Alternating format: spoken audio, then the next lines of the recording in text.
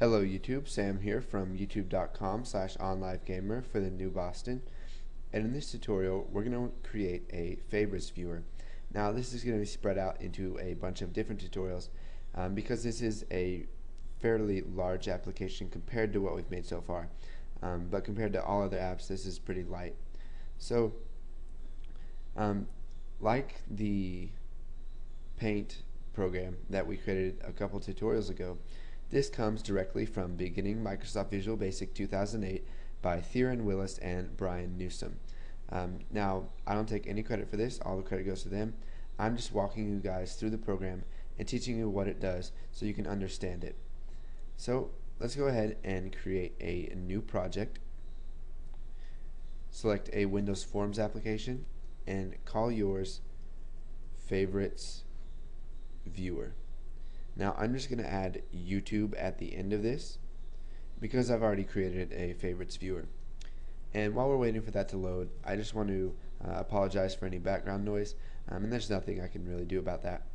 So let's set the file name. Instead of form1.vb, we'll call it viewer.vb, so it's easier to use and work with. And form1 is kind of hard to know what it is, and you want to use names that are easy for you to recognize and know what they are. So we'll set the title of it to my favorites, and we'll come up here and we'll set the icon to that same star icon that we used in our FTP downloader.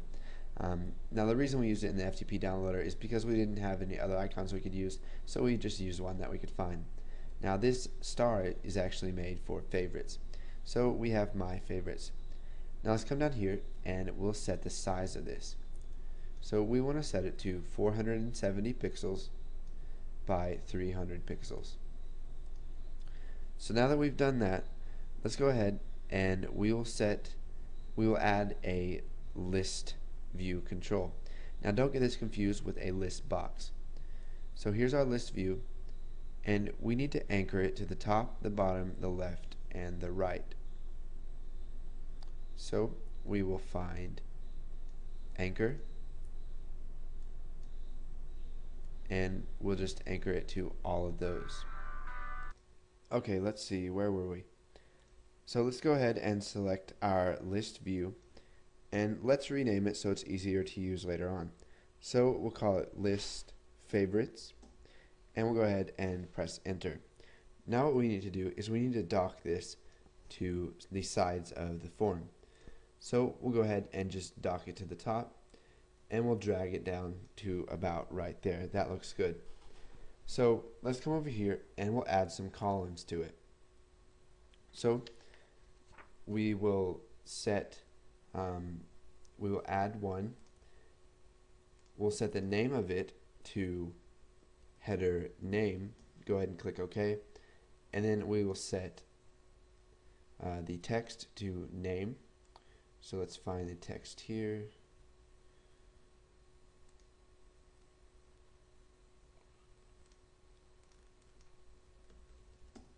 And let's go ahead and add one more. So we'll set this one to header URL. So this is going to hold the URL of our favorite. So we'll set the text of this to URL. Now let's set the width of each of these. So we'll set the width of this one to 220. And we'll set the width of this one to 220. So it's going to be cut in half. So go ahead and click OK. And you can see that it hasn't shown up yet. So what we need to do is we need to come down here and set view to details. And you can see here that our columns will show up where we have the name and the URL. So we can just make the URL a little bit bigger. Okay, so now let's set full row select equal to true. So what this means is that, let's find it here first.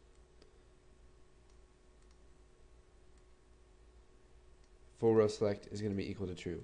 So if we select an item over here in name, it will also select the corresponding item in URL. So now let's come over here to our toolbox and we will add a link label. So we'll set the name of this to link URL. So link URL, and we will anchor it to the bottom, the left, and the right. And let's go ahead and hit enter there. And now what we need to do is we need to align the text to middle left. So we'll set the text line to middle left. Okay, so your program should look something like this by now. And if it doesn't, you may want to move back and find out where you messed up.